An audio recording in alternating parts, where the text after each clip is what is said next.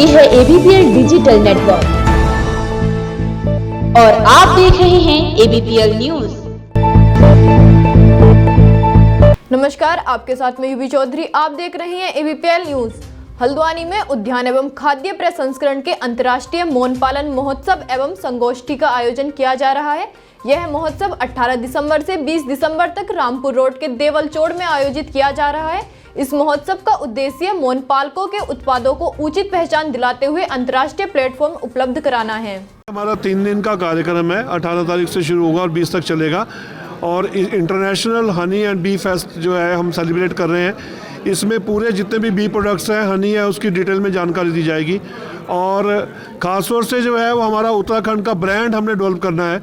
और MOU 4 MOU जो है कल हमारे साइन हो रहे हैं। उसमें 2 स्विट्जरलैंड के साथ है, 1 सिंगापुर के साथ है, 1 US के साथ है, ताकि मार्केटिंग का जो बैकअप है वो हम अपने फार्मर्स को दे सकें और क्वालिटी को अश्योर कर सकें। क्वालिटी को हम इसलिए अश्योर करेंगे कि हम जोलीकोट में जो है वो इंटरनेशनल लेबोरेटरी, टेस्टिंग लेबोरेटरी जो है एस्टेब्लिश करने जा रहे हैं। और बहुत जल्दी जो है international laboratory US and Roorkee के जो हमारे साइंटिस्ट हैं, रुड़की के जो IIT रुड़की के जो प्रोफेसर्स हैं, उनके साथ मिलकर जो है हम लेबोरेटरी, वर्ल्ड क्लास लेबोरेटरी जो है बना रहे हैं, जिससे हम ये अश्योर कर पाएंगे पूरे वर्ल्ड को कि हमारा क्वालिटी हनी है या क्वालिटी बी प्रोडक्ट्स है, तो उसकी लेबोरेटरी भी हम साथ साथ एस्टेब्लिश कर रहे हैं।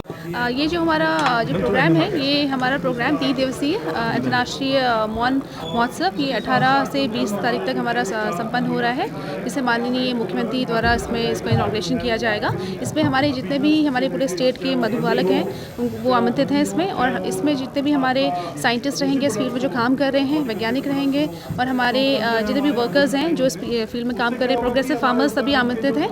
वो हमारे जो भी नई टेक्नोलॉजी है उसके बारे में आप लोगों को अवगत कराएंगे। उसके अलावा जो हमारी टेक्निकल जो ट्रेडिशनल हो या टेक्निकल हो, दोनों जो भी हमारी फार्मिंग है मधुमक्खी के रूप में, उसके बारे में इसमें विचार विमर्श होगा। उसके अलावा स्टॉल्स वगैरह भी यहाँ पर हैं, प्रदर्शन वगैरह भी होगा। जो भी हमारे मौन पालक होंगे, इसमें हमारे जो मधुपालक हैं वो राजस्थान से आ रहे हैं और मध्य प्रदेश से आ रहे हैं और सहारनपुर UP वगैरह से भी आ रहे हैं। तो हमारे जितने भी हमने कोशिश की है कि मैक्सिमम जो भी हमारा पार्टिसिपेशन हो ऑल ओवर इंडिया वो इसमें है। और उसके अलावा अंतर्राष्ट्रीय लेवल पे जो हमारे स्पीकर्स रहेंगे वो हमारे US से भी रहेंगे, स्विट्जरलैंड से और सिंगापुर, जापान से हमारे स्पीकर्स रहेंगे इसमें। और कुछ तो हमारे फिजिकल आएंगे, कुछ ऑनलाइन जुड़ेंगे जो नहीं आ पाएंगे। लालकोट विधानसभा क्षेत्र के गोलापार स्थित अंतर्राष्ट्रीय स्टेडियम में प्रधानमंत्री नरेंद्र मोदी की प्रस्तावित रैली होने जा रही है। इस रैली को भव्य बनाने के लिए भाजपा ने पूरी ताकत झोंक दी है, जिसको लेकर आज भाजपा पदाधिकारियों ने एक बैठक आयोजित की। वहीं भाजपा पदाधिकारियों ने रैली में 1 लाख से अधिक भीड़ जुटाने का लक्ष्य बनाया है। भारत के यशस्वी प्रधानमंत्री, विश्व के नंबर 1 नेता आदरणीय नरेंद्र मोदी जी हम सब लोगों के बीच में आ रहे हैं। संभावित 30 तारीख को गोलापार इंटरनेशनल स्टेडियम में वो हम सब उत्तराखंड वासियों को और विशेषकर हम सब लोगों को अपना मार्गदर्शन देंगे। इस उत्तराखंड की जनता के बीच में अपना संवाद करेंगे। हम उनका स्वागत करते हैं, उनका अभिनंदन करते हैं। और हम सब लोगों के लिए बड़ा सौभाग्य का विषय है कि आदरणीय नरेंद्र मोदी जी लंबे समय से हम सोचते थे कब हमारे ज़िले में आएंगे। नैनीताल ज़िले में आ रहे हैं, इसी विधानसभा क्षेत्र गोलापार में आ रहे हैं। इसे जहां कार्यकर्ताओं में उत्साह है, वहीं जनता में भारी उत्साह है। जनता लगातार पूछ रही है कि कब नरेंद्र मोदी जी आएंगे, उनका कार्यक्रम क्या है, कितनी दूर है, कैसे पहुँचेंगे। तो ये सब देख कर लगता है वास्तविकता में जो नरेंद्र मोदी जी की लोकप्रियता है और जो उत्तराखंड की जनता है वो मोदी जी के साथ है। उसी की तैयारी बैठक के लिए हम यहाँ पर योजना बनाने के लिए बैठे हैं। बड़ी संख्या में कार्यकर्ता हैं, कार्यकर्ताओं में भारी उत्साह है, क्षेत्र में भारी उत्साह है। मुझे लगता है कि यह ऐतिहासिक सभा नैनीताल जिले में होने जा रही है। प्रधानमंत्री नरेंद्र मोदी जी का अपने आप में एक बहुत बड़ा नाम है। उनके नाम से ही लोग हम जो तैयारी कर रहे हैं वो 1 लाख की भीड़ को मान करके चल रहे हैं। लेकिन हम ये भी व्यवस्था कर रहे हैं कि भीड़ बढ़ेगी, 1 लाख से ज़्यादा लोग आएंगे, उनकी व्यवस्था भी हमें बना कर रखनी होगी।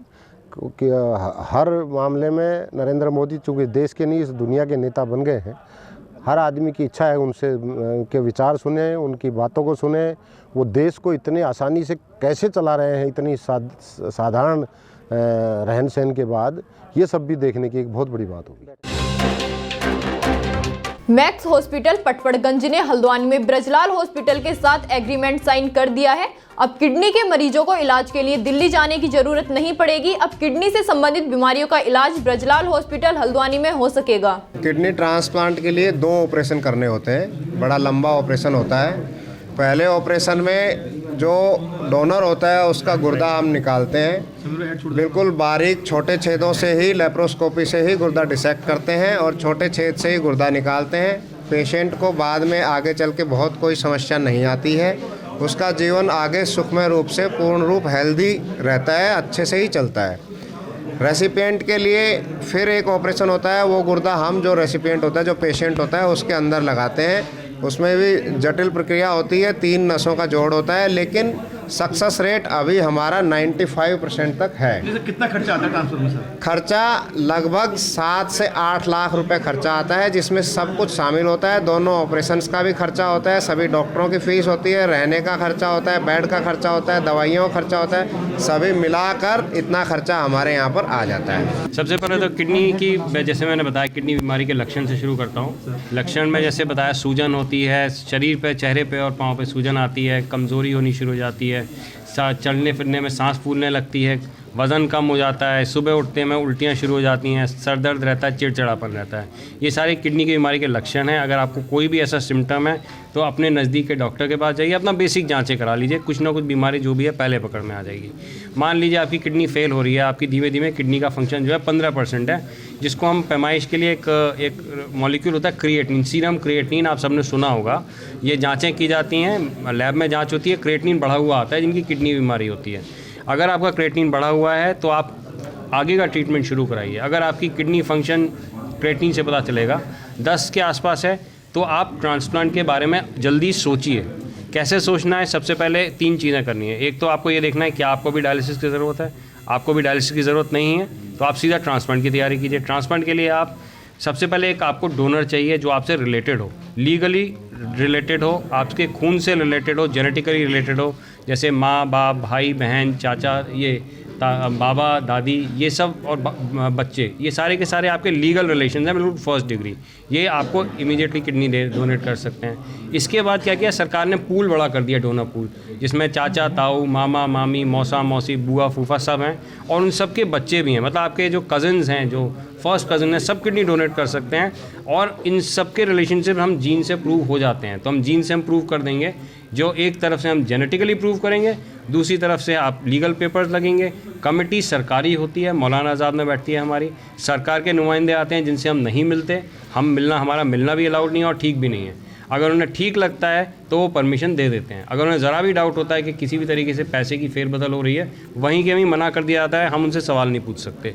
ये डोनर की सेफ्टी के लिए है। देखिए, हमारा यहाँ डायलिसिस यूनिट लगी हुई है और डॉक्टर साहब मैक्स से आए हैं। पटपड़गंज मैक्स से हमारा एक म्यूचुअल अंडरस्टैंडिंग एग्रीमेंट साइन हुआ है, जिसमें ये लोग महीने में एक बार आएंगे, हर फ्राइडे, 3rd फ्राइडे को ओपीडी करेंगे और जो भी गाइडलाइंस ये पेशेंट के लिए देके जाएंगे उसके हिसाब से हम डायलिसिस करते रहेंगे। ये सुविधा ब्रजलाल हॉस्पिटल में मैक्स के पटपड़गंज के द्वारा ब्रजलाल हॉस्पिटल और हमने शुरू की है, जिससे कि यहाँ की उत्तराखंड की जनता को लाभ पहुँचा सकें। और जो पेशेंट ऐसे हैं डायलिसिस के दौरान जो चल रही हैं, जो हो रही हैं, जिनकी शुरुआत होनी है, अगर वो स्क्रीनिंग में लगता है कि उनको किडनी ट्रांसप्लांट कराने से ज़्यादा फ़ायदा होगा तो उसकी स्क्रीनिंग करी जाए, जिससे कि उनको टाइमली वो सुविधा और वो एडवाइस दी जा सके,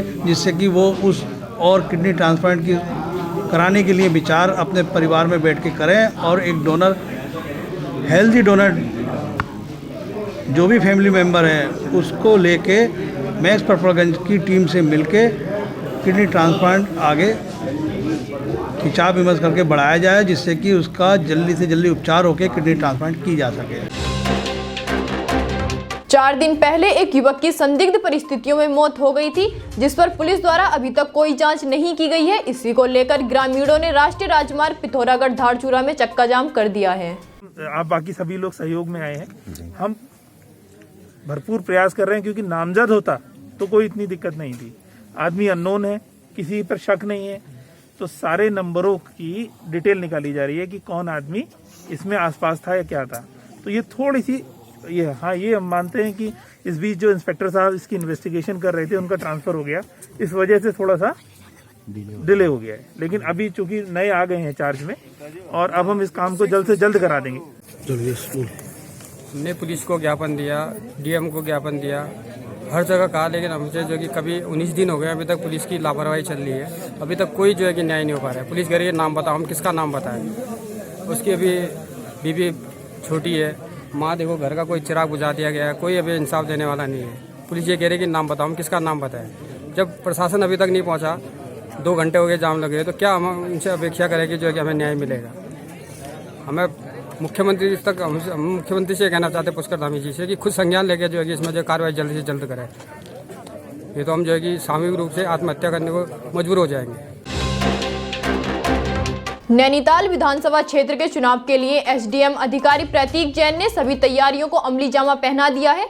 उन्होंने सभी बीएलओ को निर्देशित किया है कि मतदाता सूची का बारीकी से निरीक्षण किया जाए। तो आज यहाँ पे मैं 58 जो विधानसभा है उसका, क्योंकि रिटर्निंग ऑफिसर हूँ, सीओ साहब भी साथ में हैं, क्योंकि इलेक्शन अब नज़दीक आ गए हैं, कभी भी हो सकता है इलेक्शन अनाउंस भी हो जाए।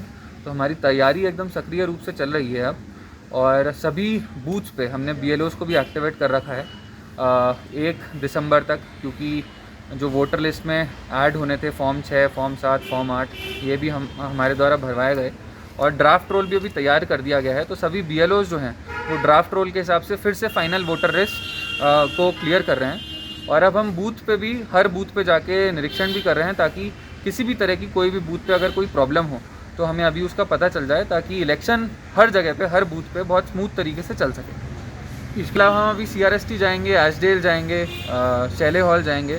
तो अनेक सारे आज हमने सोचा है कि नैनीताल शहरी क्षेत्र में जितने भी बूथ हैं उसको कवर करेंगे। उसके बाद धीरे धीरे ग्रामीण क्षेत्र में भी जो बूथ हैं उनको भी हम कवर करेंगे। साथ ही जो सहायक निर्वाचन अधिकारी हैं, हमने सेक्टर मजिस्ट्रेट और जोनल मजिस्ट्रेट भी बना दिए हैं। तो सेक्टर मजिस्ट्रेट और जोनल मजिस्ट्रेट जगह जगह बूथ पे जाके अब अपना काम करना स्टार्ट कर दिया उन्होंने बीएलओस के सुपरविजन में।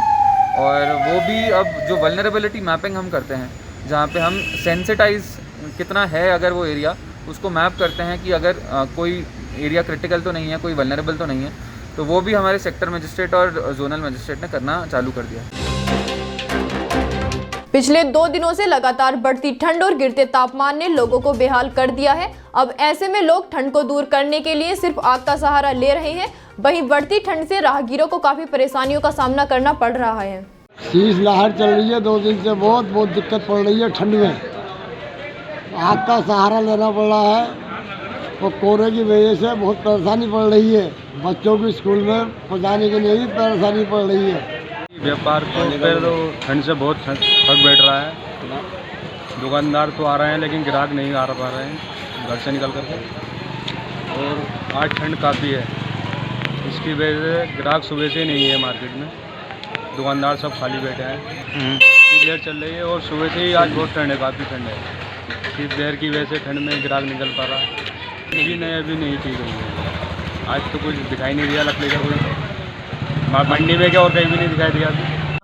अलाव जलाने की व्यवस्था यहाँ पर कर ली गई है, जिसमें कि महुआ डाबरा नगर पंचायत में 24 स्थल चयनित किए गए हैं और नगर पालिका जसपुर में 9 स्थल चयनित किए हैं। और साथ ही ये निर्देश दिए गए हैं कि जितने भी हमारे धार्मिक स्थल हैं वहाँ पर भी अलाव जलाने की व्यवस्था की जाएगी।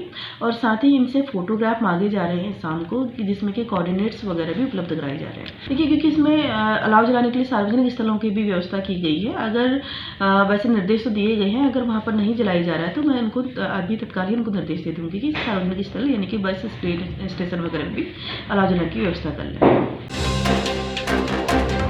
भाजपा ओबीसी मोर्चे के नवनियुक्त जिला उपाध्यक्ष अरुण यादव किच्छा विधानसभा पहुंचे, जहां यादव समाज के लोगों ने फूलमाला पहनाकर उनका जोरदार स्वागत किया। इस दौरान उन्होंने कार्यक्रम को संबोधित करते हुए कहा कि भाजपा ही एकमात्र ऐसी पार्टी है जो सबका साथ सबका विकास करने पर विश्वास रखती है।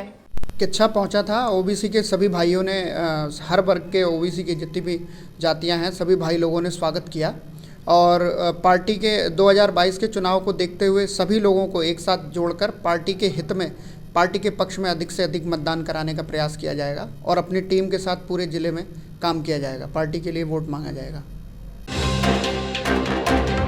खटीमा के झनकैया पकड़िया बंगाली कॉलोनी में रात के समय आनन फानन में मुख्यमंत्री का शिलान्यास बोर्ड लगाने के बाद पुलिस प्रशासन की निगरानी में वन विभाग द्वारा रोड का निर्माण कराया जा रहा है, जबकि जिस जमीन पर रोड निर्माण कराया जा रहा है उस जमीन को लेकर गांव का वन विभाग से विवाद चल रहा है और पूरा मामला हाई कोर्ट में विचाराधीन है। इसके बाद भी वन विभाग द्वारा पुलिस प्रशासन की उपस्थिति में जबरदस्ती रोड निर्माण कराया जा रहा है। मेरे संज्ञान में अभी आया है, इनके जो अशोक सरकार जी इनको मेरे को दूरभाष में मेरी वार्ता होती है तो उनके द्वारा बताया गया है कि जो पकड़िया से बंगाली कॉलोनी वहाँ पर वन विभाग द्वारा कुछ सड़क का निर्माण किया जा रहा है, जबकि माननीय हाईकोर्ट का ये आदेश है कि वहाँ पर पहले जॉइंट सर्वे हो। तो मैं देखूँगा कि कैसे ये हो रहा है, उसकी जाँच की जाएगी और जाँच के बाद जो भी तथ्य आएंगे उसके हिसाब से कार्रवाई की। झनकिया बंगाली कॉलोनी वार्ड नंबर 10 वर्तमान में यहाँ मेरा वन विभाग से कोर्ट में विचाराधीन चल रहा है। खेत नंबर 309 126 बीघा 2 बिस्वा, जिसमें मैंने सर्वे के लिए आदेश करवा रखे हैं। उसमें सर्वे के लिए वन विभाग द्वारा रिपोर्ट भी लगाई गई है रेंजर के द्वारा कि संयुक्त सर्वे के बाद ही स्पष्ट हो पाएगा कि ये ज़मीन किस विभाग की है और सर्वे करके रोड बनाई जाए। मैंने यही लिखित में दिया कि सर्वे करके रोड बनाई जाए और सर्वे होना अनिवार्य है। हमारा वन विभाग जबरदस्ती रोड बनाने में तुली हुई है। ये है ABPL डिजिटल नेटवर्क